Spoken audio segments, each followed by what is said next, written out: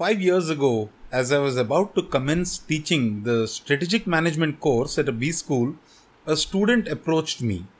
He said, "Sir, I've already done the Foundations of Business Strategy course on Coursera. I wanted to understand what more or different things will I learn from your course." That's the day I realized that education and teaching have changed forever. So I begin any session or presentation with the humility that my audience has access to so much wonderful content from a variety of sources. And I always picture that young man. I have to add value to someone who has learned from the same sources that I did. As I record this presentation, I have that young man in my head and hope that over the next 20 minutes I can make you look at the future in a new way. My firm Global Gyan works with corporates, professionals and students in providing practical management learning that is delivered by industry leaders. Over the past 4 years, we have worked with 10,000 learners across our programs and platforms. 2 years ago, we launched digital learning to supplement our classroom training.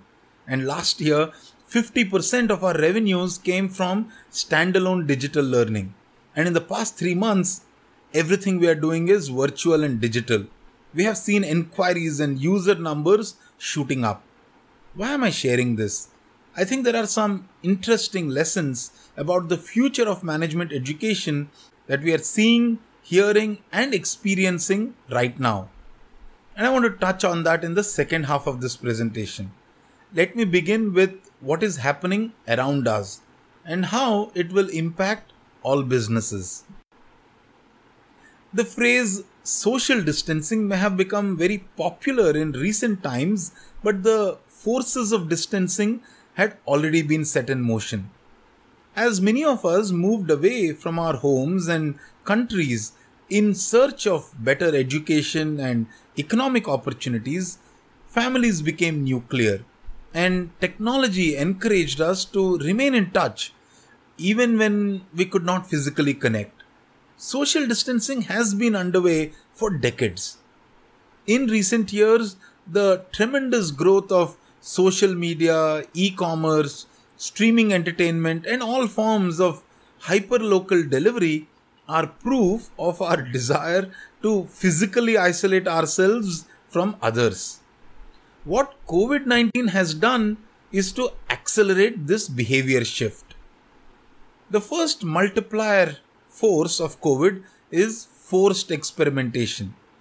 We have been forced to change the way we live, work, communicate, learn. We have done things that we never did earlier. In fact, we thought these were impossible. I asked 650 managers if they had ever worked remotely for over a week. Practically nobody even thought that they could work away from office for such a long period. Similarly, many of us have been doing things at home which, at least in India, we never thought we would do. The strange thing about these experiments is that they have led to favorable experiences. As an entrepreneur leading a startup, I did not believe that our team could work without being at an office, being all together. 3 months into the lockdown, I am actually shocked that our business has survived and our operations are running as effectively as they were earlier. Would I continue with this experiment forever? Maybe not. But am I encouraged to think differently about where I would hire from and how we would run our operations? Surely. Many leaders and entrepreneurs whom I have spoken with have said that their ways of working would change going forward. And similar stories are being heard about how and where people want to live. Some argue that our muscle memory would cause this change to be short-lived and that we would see a reversal to the normal, whatever that is. I don't believe that. And that's because of the third force, the fear of recurrence. COVID has brought the world to its knees. Every country has gone into some form of lockdown. We have not experienced anything like this in our lifetime. No crisis has been as big and as widespread as this. So, even if we eventually find a solution to the coronavirus, we will live with this fear, and this fear will have an impact on our behavior and choices going forward. All of these forces of distancing will lead to our entering what is being called the isolation economy. Here, we would see an increased preference for being at home and being as effective. And when we think about home, it is surely the four walls of our home, but also anything that is geographically closer to us. So, a preference for my neighborhood, or town, or state, or country over the other. Anything that is physically closer to home is where we want to be. But being at home does not mean that we want to sacrifice our desires or ignore what we want. No, things will come to us at home than us having to go out to get them. This is the isolation economy. In order to understand the impact of the isolation economy on various businesses, we decided to build a simple framework using consumer behavior change as the basis. So we looked at our behavior or activities along two dimensions. First, physical distance, things that we do at or near our home or those that we do away. Second, in terms of frequency, we have things that are done regularly at high frequency and those activities that are done infrequently. Based on these two dimensions, here are three shifts that we anticipate. First, high frequency away activities will see a shift towards at home. Second, some infrequent away activities will see a partial shift to at home, and there could be an increase in frequency for such activities. Finally, those infrequent away activities that do not or cannot shift to the home will seek a guarantee or a premium for isolation. Let us visually see how these shifts pan out. This is our isolation distance and frequency matrix. You can see different activities along the two dimensions. We must note that depending on your personal preferences, some of these activities could be in a different quadrant. So the first shift looks at bringing activities home. We have already been seeing this happen and it will get accelerated. For example, working or learning from home were sporadic earlier. Now they will be far more accepted. In the second shift, activities like eating out or watching movies or shopping would shift towards home. And as they can happen from the comfort of our homes, we might increase the frequency. Maybe you went to the cinema twice a month, but with movie releases happening on streaming platforms, you could see a new movie every week. Finally, you may not be able to replace a vacation as an away activity, or you may still want to go to the cinema once in a while. However, we will seek greater guarantees of hygiene and safety from such service providers. And in return, we would be willing to pay a premium for such services or products. Trustworthy brands will see an uptick in market shares in these categories. We have made predictions on the future of several businesses using this framework. But in the interest of time, let me summarize the three-pronged strategy that every business must adopt to succeed in this isolation economy. The central defense comes from customer centricity. Retaining existing customers and attracting new ones through superior customer experience was always important and will continue to remain so. Trust will play a huge role. The two attack prongs require businesses and organizations to examine and redefine value. What may have been attractive to customers earlier is not necessarily valuable going forward. And second, digitization of the product. If not entirely, but at least a significant part of the experience has to be virtualized. Take an example. A retail store provided value by carrying inventory, providing you a chance to physically examine or try a product before buying it, and then the instant gratification of purchase.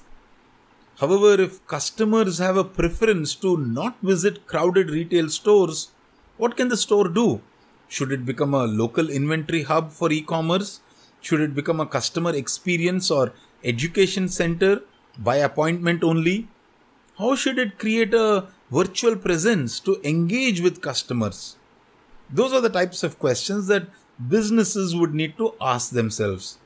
And the same questions can and should be asked of a business that all of us are particularly interested in this gathering: management education. The biggest challenge that we face in this space is that the business case for the flagship product, the MBA, has been weakening for a while now.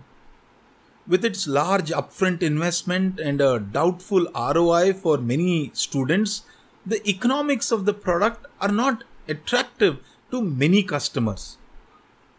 You must bear with me here. I know that all of you and all of us think about education as being much more than just a business or a product for sale.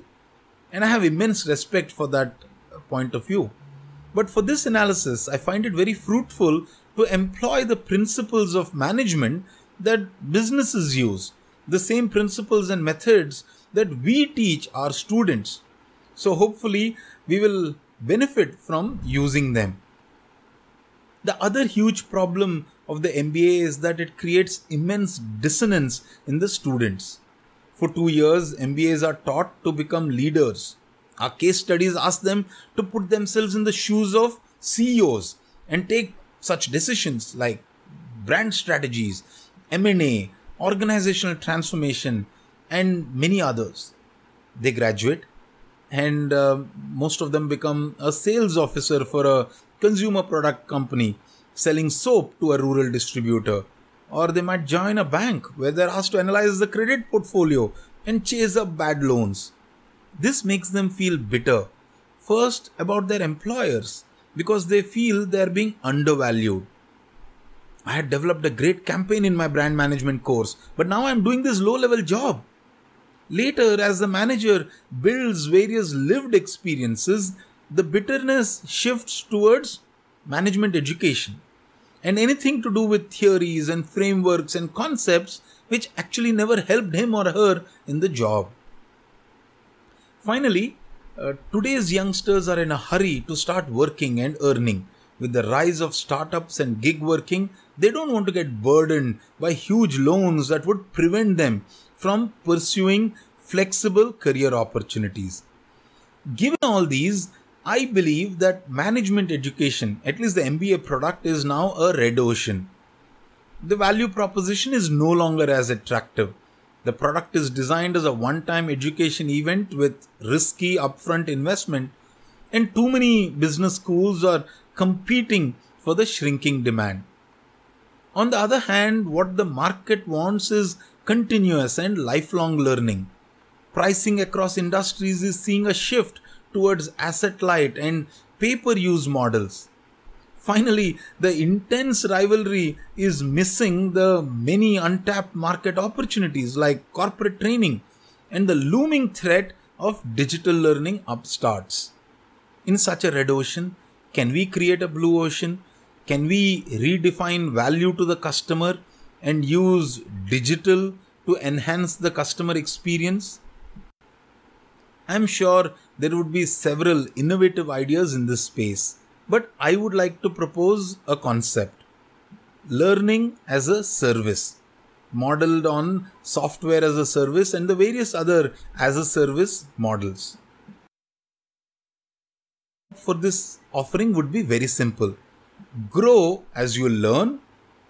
So grow your career as you keep learning whatever is relevant for that stage of your career, and pay as you earn. So invest based on what your returns are or what your expected returns are. So grow as you learn and pay as you earn. How is this achieved? that works in 3 stages. First, you have a quick-paced opening. Anywhere between 3 to 12 months, teach all that a first-time manager needs for the first few years of one's career. This on-campus program would help build the social network and rapport for the cohort. Then you move to a gradual, continuous learning model. Daily or weekly digital learning content, perhaps an annual 1-week on-campus refresher, and then you have modules that are specific to industry or functional roles, and very importantly, mentoring and career guidance that professionals need. This could become a subscription model product, an upfront part payment followed by an annual fees. The lifetime value of such a relationship should be far greater than what is charged in an MBA program now. Occasionally, you add a fast-paced executive leadership retreat for those looking at major role transitions or preparing themselves for new businesses or any future themes. These would be premium add-ons. While the idea sounds simple, like any blue ocean, everyone cannot pull this off. It will require a complete rethink of the curriculum, as well as major investment in technology to drive personalized engagement with multiple batches of students simultaneously. But the opportunity exists. And as late Dr. Clayton Christensen told us, disruptive innovators have already begun their journey of attacking the supposedly low-end, poorly served, enormous market for management education. The question is, will the incumbents react before the disruptors become mainstream? On that note, let me conclude by saying that across multiple dimensions, the world is in the middle of unprecedented churn. The collective effect of all of these would be to change our behavior in significant ways. Even as many business models are bound to be hurt badly, new opportunities are already available. The challenge for us is to prepare for this future. I would like to offer 3 actionable suggestions to deal with this new normal. Whether you are an academician, entrepreneur, or a corporate leader, I believe these would be relevant. First, invest in observing and listening. Go beyond the defined traditional boundaries of what you do or what you are.